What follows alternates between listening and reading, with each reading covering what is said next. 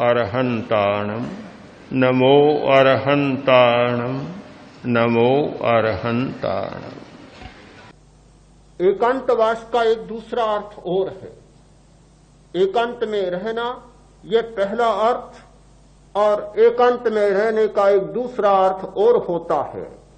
वह है समूह के साथ रहते हुए भी अकेलेपन का अनुभव करना। साधना का परम सूत्र है अकेलेपन का अनुभव। बड़े बड़े साधकों ने इसके प्रयोग करवाए। जैन साधना पद्धति में 12 अनुप्रेक्षाएं हैं। उनमें एक अनुप्रेक्षा है एकत्व अनुप्रेक्षा। निरंतर अकेलेपन का अनुचिंतन करना, अनुभव करना। समूह में रहते हुए अकेलेपन का अनुभव करना। जो अकेलेपन का अनुभव करना नहीं जानता वह कभी दुखों से अपने आप को नहीं बचा पाता। किसी ने कुछ कहा, मन में दुख हो गया। कोई गाली दी, मन दुख से भर गया। अप्रिय बात कही, मन दुख से भर गया। मन के प्रतिकूल कोई घटना घटी, मन दुख से भर गया। दिन में न जाने कितनी बार हमारी प्रतिकूलताएं आती हैं, अप्रियता के संवेदन आते हैं और मन भारी हो जाता है, दुख से भर जाता है। और इसलिए भरता है कि हमने संबंध को भी सच्चाई मान लिया, परम सत्य मान लिया। एक मालिक का और नौकर का संबंध है, मात्र संबंध है, एक संयोग है। संबंध को हम संबंध मानते हैं, हमें कोई कठिनाई नहीं होती। संबंध का मतलब होता है कि दोनों का अपना अपना स्वतंत्र अस्तित्व, वह अलग और मैं अलग, मैं अकेला और वह भी अकेला। एक सुविधा के लिए, व्यवस्था के लिए हमने एक संपर्क स्थापित किया, एक संबंध स्थापित किया। एक हमारी संबंध की अनुभूति होती है और एक हमारी अभिन्नता की अनुभूति हो जाती है। तो जहां अभिन्नता नहीं है वहां हमारा अभिन्नता का आरोपण, और जहां हमारी एकता है उसकी विस्मृति। इसका परिणाम यह होता है कि नौकर कोई बात स्वीकार नहीं करता, मालिक तत्काल गुस्से में आ जाता है। एक बराबर का आदमी कोई बात स्वीकार नहीं करता, जल्दी गुस्सा नहीं आता। किंतु नौकर कोई बात नहीं मानता, तिल मिला उठता है। लड़का अब पिता की बात नहीं मानता, पिता क्रोध से आग बबूला हो जाता है। इसलिए कि उसने अपने एकत्व को भुला दिया कि मैं अकेला हूं।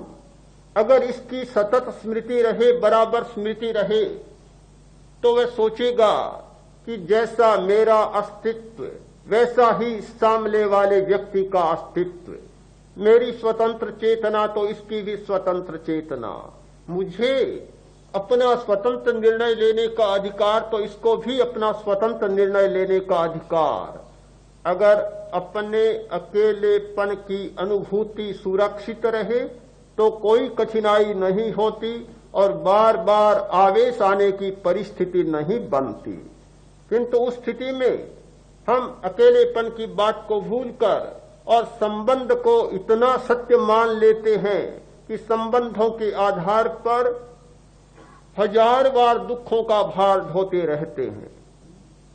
पति पत्नियों के झगड़े, पिता पुत्र के झगड़े, भाई भाई के झगड़े, मालिक और नौकर के झगड़े, ये सारे के सारे झगड़े, सारे विवाद और सारे संघर्ष जो निकटता के परिपार्श्व में होते हैं, निकटता की भूमिका पर होते हैं, वे सारे के सारे अपने आप को अकेला न मानने के कारण होते हैं।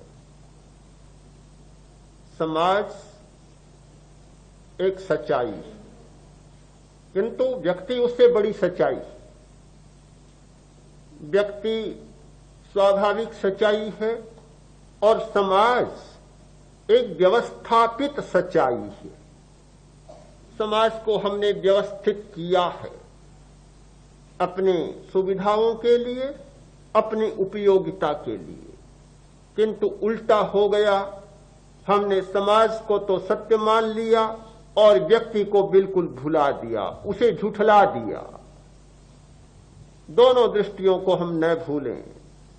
एक वास्तविक सत्य होता है और एक व्यावहारिक सत्य होता है। समाज एक व्यावहारिक सत्य है और व्यक्ति वास्तविक सत्य है। जहां जहां व्यक्ति की विस्मृति होती है वहां वहां समस्या पैदा होती है। चाहे समाजवादी व्यवस्था हो, चाहे कोई दूसरी व्यवस्था हो, जहां व्यक्ति को सर्वथा गौण कर दिया जाता है वहां अनपेक्षित कठिनाइयां उभर आती है। मुझे लगता है कि वर्तमान की चिंतन धारा में एक जो सबसे बड़ी कठिनाई पैदा हुई है वह यह है कि व्यक्ति को बहुत गौण कर दिया, इतना गौण कर दिया कि जितना नहीं करना चाहिए। यह तो होता है कि कभी कभी उपयोगिता के लिए एक को गौण और दूसरे को मुख्य करना आवश्यक होता है। हम चलते हैं, एक पैर को मुख्य करते हैं, दूसरे को गौण करते हैं। एक पैर आगे बढ़ता है, दूसरा पीछे रह जाता है, फिर पीछे वाला आगे बढ़ता है, पहले वाला पीछे रह जाता है। यह एक स्वाभाविक प्रक्रिया है। गौणता और मुख्यता होती है, पर यदि एक पैर को नितांत गौण ही कर दें, अगर हमारा ये आग्रह बन जाए कि दायां पैर ही चलते समय निरंतर आगे रहेगा, क्योंकि हमारे ज्योतिषी बतलाते हैं, शकुन शास्त्री बतलाते हैं, यात्रा प्रारंभ करे तो दाएं पैर से करे, तो दायां पैर ही आगे रहे निरंतर, क्या चल पाएंगे आप? क्या गति हो पाएगी? पैर पैर पर अवरोध आएगा। हमेशा ही दाएं पैर को आगे रखने का आग्रह नहीं हो सकता। आपने देखा है बिलोना करने वाली महिला को, जब बिलोना करती है एक हाथ आगे जाता है, दूसरा पीछे चला जाता है, फिर पीछे होता है, आगे आता है, आगे वाला पीछे हो जाता है। अगर यह आग्रह हो जाए कि दाएं हाथ को ही आगे रखना है, क्या मक्खन निकलेगा? कभी नवनीत आपको उपलब्ध नहीं होगा। गौण और मुख्य ये हमारी प्रवृत्ति की स्वाभाविक प्रक्रिया है। किसी को गौणता देनी होती है, किसी को मुख्यता देनी होती है, पर हम इस बात को न भूलें कि जिसे गौणता दी है उसे भी मुख्यता देनी होगी, और जिसे मुख्यता दी है उसे भी गौणता देनी होगी, तो जीवन की यात्रा बराबर सम्यक प्रकार से चलेगी। यदि गौण और मुख्य को आग्रह बना लिया कि गौण को गौण ही रखना होगा और मुख्य को मुख्य ही रखना होगा, तो जीवन का रथ ठीक अपनी गति से चल नहीं पाएगा। हमने व्यक्ति को सर्वथा गौण बना दिया। हमारी दृष्टि समाज पर अटक गई कि समाज ही सब कुछ है। हमारे सामने समाज है, समाज के लिए व्यक्ति को चाहे जैसे किया जा सकता है, मारा जा सकता है, काटा जा सकता है, कारागार में डाला जा सकता है, सब कुछ किया जा सकता है, क्योंकि हमारा लक्ष्य है समाज। समाज का विकास होना चाहिए, समाज की गति होनी चाहिए, समाज के सामने व्यक्ति का कोई मूल्य नहीं है। इतना निर्मूल्य व्यक्ति को बनाने का अर्थ ही समझता हूं कि समाज स्वयं हमारे लिए समस्या बन गया है। साधना के क्षेत्र में यह दृष्टि हमारी कार्य कर नहीं हो सकती। जो व्यक्ति साधना के क्षेत्र में आगे बढ़ना चाहता है, जो व्यक्ति सत्य को उपलब्ध होना चाहता है, जो व्यक्ति दुखों को कम करना चाहता है, उसे संतुलन स्थापित करना होगा। व्यक्ति को इतनी गौणता नहीं दे सकता और अपने अकेलेपन को भी नहीं भुला सकता। बराबर उसकी दृष्टि में यह सच्चाई तैरती रहेगी कि मैं समाज से जुड़ा हुआ हूं, संबंधों से जुड़ा हुआ हूं, संपर्कों से जुड़ा हुआ हूं।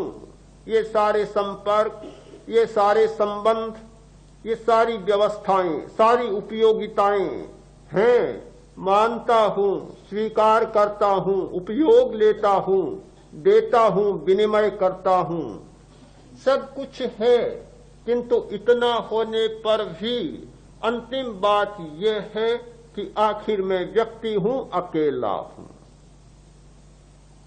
यह सच्चाई जिस व्यक्ति के सामने रहती है वह हर बात पर क्रुद्ध नहीं होगा, बात बात पर आवेश से नहीं भर जाएगा, बात बात पर दुखी नहीं बनेगा। वह सोच सकता है यह दुनिया का स्वभाव है, ऐसा होता है। पिता ने पुत्र को धोखा दिया, पुत्र ने पिता को धोखा दिया, पत्नी ने पति को धोखा दिया और पति ने पत्नी को धोखा दिया, मां ने बेटे को धोखा दिया और बेटे ने मां को धोखा दिया।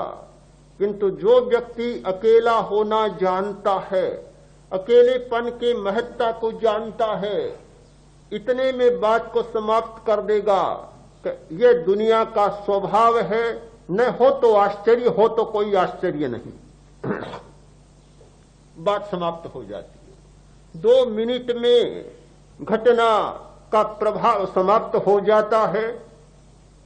दुख के गहरे बादल नहीं उमड़ते। किंतु जो इस बात को नहीं जानता वह तो वर्षों तक भार ढोएगा कि मैं इस बात को नहीं भूल सकता कि मां ने मेरे साथ में क्या व्यवहार किया था। मेरी मां ने, और कोई दूसरा करता तो मुझे कोई कष्ट नहीं होता, कोई अनजान व्यक्ति ऐसा करता तो मुझे कोई कष्ट नहीं होता, किंतु मेरे पिता ने इतना पक्षपात किया, एक भाई को तो इतना दे दिया और मुझे अंगूठा दिखा दिया। मैं इस बात को नहीं भूल सकता। और कुछ हो सकता है, पर जीवन भर पिता ने जो मेरे साथ में शत्रुता की है मैं भूल नहीं सकता, जीवन में क्या जन्मांतर में भी नहीं भूल सकता। ये सारी मनोवृत्तियां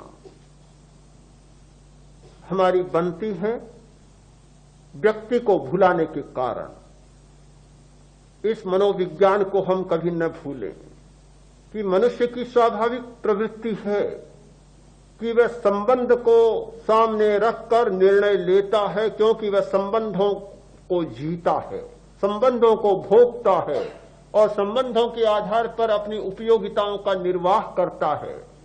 किंतु संबंध संबंध होते हैं, सच्चाई सच्चाई होती है। हम संबंध और सच्चाई दोनों को एक तुला में नहीं तोल सकते, दोनों की तराजू के एक पलड़े में नहीं रख सकते। संबंध का पलड़ा अपना अलग होता है, उसे तोलने की तराजू अलग होती है और सत्य की तुला अलग होती है।